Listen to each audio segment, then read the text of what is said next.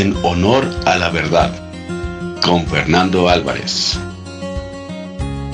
En este programa, como lo hacemos en cada emisión, tratamos un tema distinto sobre el cual comentamos y esperamos también de ustedes recibir sus comentarios. Pero los que saben de estos temas a profundidad, que tocan fundamentos religiosos, son nuestra referencia y a los que nos tratamos de apegar de la forma más auténtica que nos sea posible. Sin más preámbulo, los invito a reflexionar en las palabras de Martín Balmaceda, que aborda un tema muy interesante detrás de una palabra. Hoy quiero comentarles a partir de esta palabra, común.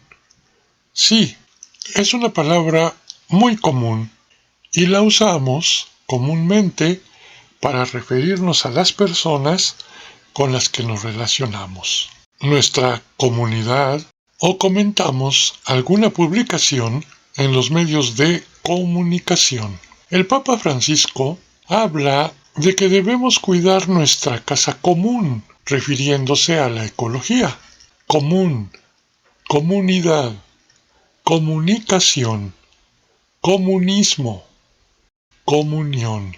El tema es sobre estas palabras que vienen del latín communis y que usamos mucho. Significa tener en común la vida de los seres humanos. Muchas veces usamos estas palabras en sentido contrario. ¿A qué me refiero cuando les digo esto?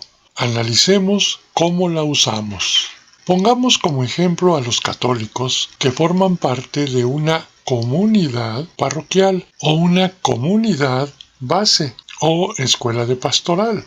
Me han dicho muchas veces que solo ellos son los que sí ponen en común sus vidas dentro de la iglesia o su casa, pero desprecian a todos los de afuera que no forman parte de su comunidad o no comulgan con sus ideas. Practican la comunión, celebran la Eucaristía de forma muy alegre y amena, pero critican, descalifican, estigmatizan a todo aquel que promueve el bienestar de los más necesitados, tachándolos de comunistas, de populismo. He oído decir a sacerdotes católicos que vivimos bajo la amenaza del comunismo, contra el que tenemos que luchar. Incluso hay quienes han expresado que el Papa Francisco promueve el comunismo, porque les dice a los obispos que deben salir de sus palacios y desligarse de las élites del poder económico y político para salir a la comunidad y ser pastores que velen por el bien común. Francisco, el Papa comunista. La loca historia del mundo. Francisco habla de una humanidad que adquiere conciencia, donde son los hombres los que resuelven los problemas del mundo y lo sobrenatural está ausente. Esto no es nuevo, se llama marxismo y masonería, pero no cristianismo. Muchos católicos en México y América Latina asumen como causa cristera, defendiendo a la Iglesia, luchar contra el comunismo, contra el populismo. No se dan cuenta que son instrumento que utilizan quienes solo defienden sus intereses muy particulares, sus economías individuales. Estos movimientos sociales que enarbolan sus estandartes como defensores de la vida y el catolicismo, claramente expresan en los medios de comunicación su posición contraria y enojo por todo aquel que organice y promueva el movimiento a favor de los pobres. Primero los pobres. Hubo quien dijo que el indigenismo es el nuevo comunismo. Oigan ustedes esto. El indigenismo es el nuevo comunismo. Europa Press, Ayuso dice que el indigenismo es el nuevo comunismo. El indigenismo es el nuevo comunismo. Y en una democracia avanzada no hay hueco para atacar ni a la historia, ni a la verdad, ni a la unidad nacional. México socialista. Astropolítico. ¿Está México al borde del comunismo? Los conservadores sostienen de que estamos llevando al país al comunismo. La mayoría de los mexicanos suelen pensar que viven en un país capitalista, pero están completamente equivocados. México es un país más socialista que capitalista. Y lo peor de todo es que es muy probable que México se convierta en la nueva sede de los socialistas en América Latina. Mensaje del cardenal emérito Juan Sandoval Íñiguez para las elecciones 2021. En estas elecciones van en juego muchas cosas. Muchas cosas. Si ganan los que están en el poder, se viene la dictadura, o sea, se pierde la libertad. Porque se trata de un sistema comunista, socialista, que esclaviza. Basta mirar los pueblos que han caído en él. Está también en juego la economía, ya de por sí muy dañada.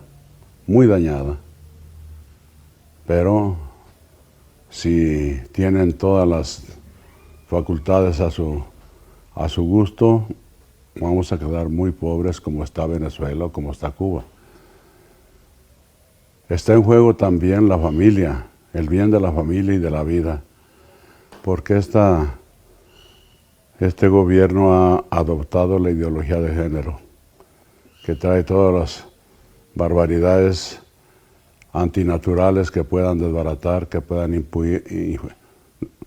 destruir la familia y por lo tanto impedir el nacimiento y la educación de los hijos. El aborto, el divorcio exprés, la aprobación de la homosexualidad y del matrimonio de homosexuales, que por supuesto es estéril, y etcétera, etcétera. Esta es la ideología de género que la tienen en su programa y que tratan de meterla ya desde ahorita, de ponerla en las leyes. Está en juego también la libertad religiosa. ¿Por qué? Porque el sistema comunista, marxista, así lo pide, así lo exige. Además, puede ser que detrás de ellos esté el nuevo orden. Y el nuevo orden habla de una sola religión mundial, quitando las demás religiones, por supuesto, y ante todo el cristianismo y la Iglesia Católica. Quieren una religión panteísta en la que se reverencia o se adore, es una palabra demasiado fuerte, pero se reverencie la naturaleza. En conclusión, los católicos que participan de la Eucaristía y reciben a Jesús en la comunión, dan limosna en la iglesia, pero no les preocupa. Y no solo eso, están en contra de lo que el pueblo necesita: casa, vestido y sustento. No viven en comunidad ni han aprendido en las escuelas de pastoral lo que Jesús nos enseñó cuando formó su comunidad. El Papa Francisco nos pide ser fieles a Jesús y medita sobre cómo vivían los primeros cristianos. Hechos de los Apóstoles, capítulo 2. Vivían todos unidos y tenían todo en común. Vendían posesiones y bienes y los repartían entre ellos, según la necesidad de cada uno. Con perseverancia acudían a diario al templo con un mismo espíritu. Partían el pan en las casas y compartían el alimento con alegría y sencillez de corazón. Alababan a Dios y eran bien vistos por todo el pueblo.